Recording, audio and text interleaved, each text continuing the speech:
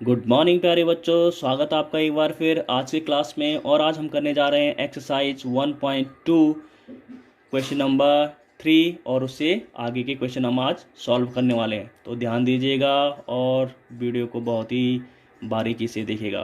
Question number 3 है, 5 परिमेय संख्याएं लिखिए जो 2 से छोटी हो। तो प्यारे बच्चों, यहाँ पे मैं कहना चाहूँगा कि इस क्वेश्चन को करने के बहुत सारे तरीके हो सकते हैं। चाहे तो आप नॉर्मली, अगर आपने देखा होगा और ये समझते भी होंगे आप कि 2 से छोटी कौन कौन सी संख्या है, आप इनको 2 से छोटी संख्या मुझे बताएंगे तो 2 से छोटी संख्या क्या होंगी, ज़रा बताओ। 2 से छोटी संख्या क्या क्या हो सकती है? आप बोलोगे सर 1.9 हो सकता है। भाई 1.9 को हम क्या बोलेंगे, 2 से छोटा है ये। ठीक है, आप ऐसे ही बोल सकते हो 1.8, ऐसे ही बोल सकते हो आप 1.7, ऐसी 1.6, ऐसी 1.5। देखो गिनो कितनी संख्या होगी, हमें 5 संख्याएं लिखनी है, 1 2 3 4 5। लेकिन सर यहाँ पे तो गड़बड़ हो गई। यहाँ पे क्या हो गया, यहाँ पे आपने सर दशमलव के रूप में लिख लिया, 1.9, 1.8, 1.7, 1.6, 1.5। सर हमें तो परमेय संख्या लिखनी थी। परमेय संख्या क्या होती है? जो P/Q के रूप में होती है और Q कभी भी जीरो नहीं होता, उसे सर हम परिमेय संख्या बोलते हैं। बिल्कुल सही फरमा रहे हो बच्चों आप। तो आपने कभी भी देखा होगा कि ये अभी दशमलव के रूप में, तो क्या इनको मैं भिन्न के रूप में नहीं लिख सकता? नहीं लिख सकता। 19/10, पॉइंट हटा, पॉइंट से पहले एक अंक है तो एक ही जीरो लगेगा, ये आपको पता होना चाहिए।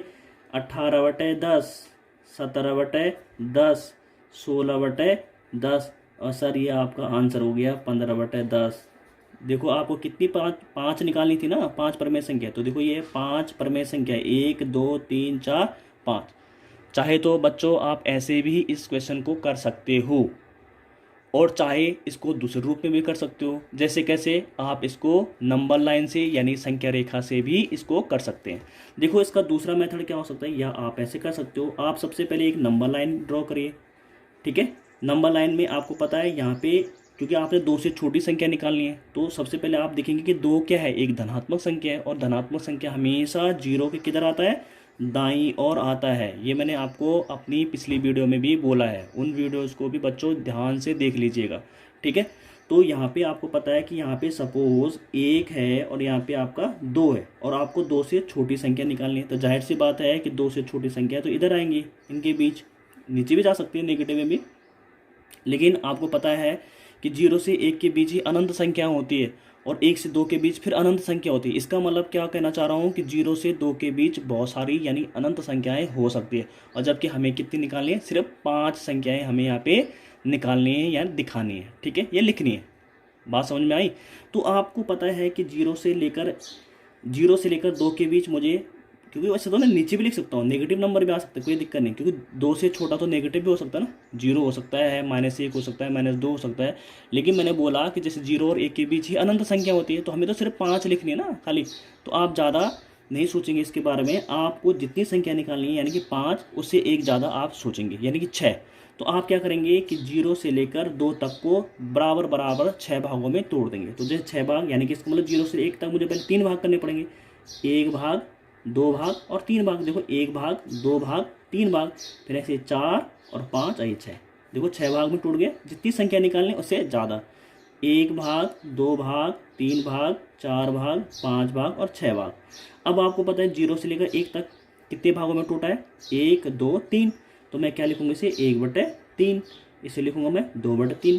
तो इसका मतलब जो खुद 1 है वो क्या आपका 3/3 है, क्योंकि 3 से 3 कटा तभी तो 1 आया। और इसको लिखूंगा मैं 3 के बाद क्या आता है, फिर 4/3। और इसको लिखूंगा मैं 5/3।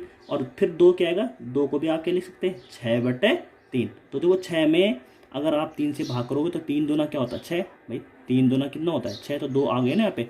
तो आपको कितनी संख्या निकालनी थी, 5 किसके बीच की, 2 से छोटी। तो 2 से छोटी संख्या क्या क्या हो सकती है, एक तो ये आई, एक ही आई, एक ही आई, एक ही आई और एक ही आई। तो कितनी होगी, देखो 5 आ गई, 1 2 3 4 5। तो आपका जो उत्तर होगा, 2 से छोटी संख्याएं क्या हो सकती है, 1/3, 2/3, 3/3, 4/3, 5/3। ये आप भी आपका प्यारे बच्चों उत्तर हो सकता है।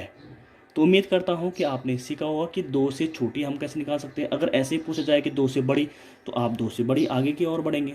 ठीक है, कोई दिक्कत वाली बात नहीं है। बढ़ते हैं नेक्स्ट क्वेश्चन की ओर। तो बच्चों यहाँ पे क्वेश्चन नंबर 4, -2/5 और 1/2 के मध्य 10 प्रमेय संख्या लिखिए। यानी कि आपको 10 यानी कि 10 रेशनल नंबर्स लिखने हैं, किसके बिटवीन -2/5 एंड 1/2। ठीक है, इनके बीच। तो कभी भी ध्यान देना, यहाँ पे एक ही भिन्न है आपके पास, दो भिन्न है, -2/5 और 1/2। आपको एक लिमिट दे दी कि इनके बीच के ही आपको क्या निकालने हैं, मध्य के 10 या कभी 5 बोल सकता हो कि 5 परमेय संख्या लिखिए, 8 परमेय संख्या लिखिए, कुछ भी बोल सकता है, 20 परमेय संख्या लिखिए। क्वेश्चन वाला कुछ भी आपको दे सकता है एग्जाम में। ठीक है, तो बहुत ही ध्यान से आपने इसको समझना है। तो सबसे पहले ये ध्यान दीजिएगा कि जो आपके पास जो पहली भिन्न है -2/5 और दूसरी भिन्न है प्यारे बच्चों 1/2।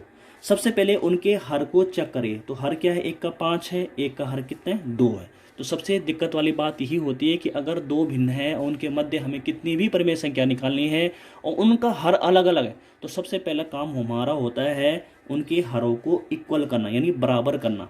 या तो ये क्या हो भाई, ये देखो ये 5 है, ये तो ये भी 5 होता, तब तो कोई दिक्कत नहीं होती। ये 2 है तो ये भी 2 होता। या फिर अब यहाँ पे देखो कि हमें जब इनके हर को, यानी कि जो भिन्न है उनके हरों को बराबर करना होता है, तो क्या करेंगे हम, उसके लिए एक नियम है कि जो 5 और 2 है उसका एलसीएम ले लेंगे। 5 और 2 का एलसीएम लेना आता आपको, आता होगा। ठीक है, तो 5 और 2 को नहीं आता तो मैं बता देता हूँ। 5 और 2 को ऐसा लिखना है यहाँ पे, और इसमें देना है पहले 5 का भाग दीजिए, 5 एकम 5। अब इसमें तो जाता नहीं भाग 5 का, तो 2 को ऐसे लिख लेंगे। फिर 2 का, 2 में 1 का नहीं जाएगा तो 1 आ जाएगा, 2 एकम 2। तो इसका मतलब इनका जो एलसीएम आएगा वो आ जाएगा आपका इन दोनों को गुणा करके। ठीक है, तो इन दोनों को गुणा करेंगे तो कितना होगा, 5 × 2 यानी कितना हो जाएगा 10। इसका मतलब आपने क्या करना है प्यारे बच्चों कि जो 10 आपका एलसीएम आया, यानी कि लासा जिसे हम बोलते हैं, लासा आया। अब आपने, आपका जो टारगेट होगा, ये जो 10 है इनके हरों को आपने 10 बनाना है। तो आप खुद सोचिए कि आप इस 5 में किसका गुणा करेंगे कि 10 हो जाएगा। आप बोलोगे सर 2 का, भाई 5 × 10 हो जाएगा। तो यहाँ पे भी फिर आपको, जब आपने हर में 2 को गुणा किया तो अंश में भी आपको 2 को गुणा करना पड़ेगा। तो आपको एक नई भिन्न क्या मिल जाएगी, -2 और 2, 2 दूना 4/10 ये आ गया। यहाँ पे भी आपने इसको 10 बनाना है, तो हम क्या करेंगे, अब 2 को किसके साथ गुणा करेंगे, 5 के साथ। तो ऊपर भी 5 लिखना पड़ेगा, तो आपको मिलेगा 5/10। तो देखो यहाँ पे नई भिन्न मिली मुझे, -4/10 और 5/10। क्लियर। अब इनको एक नंबर लाइन के थ्रू हम दिखाते हैं कि इनके बीच क्या 10 परिमेय संख्या आ रही है कि नहीं आ रही है। अगर नहीं आएगी तो फिर आगे हमें थोड़ा बढ़ना पड़ेगा। क्लियर है। तो सबसे पहले आपको पता है कि ये नेगेटिव है -4, तो आप यहाँ से चलना शुरू कर लिए। देखिए -4/10।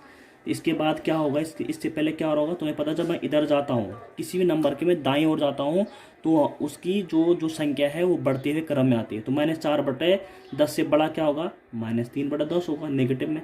यहाँ पे क्या होगा, -2/10, -1/10। यहाँ पे क्या होगा, 0/10। यहाँ पे क्या होगा, 1/10, क्योंकि 0 के बाद तो क्या आएगा, 1 आएगा।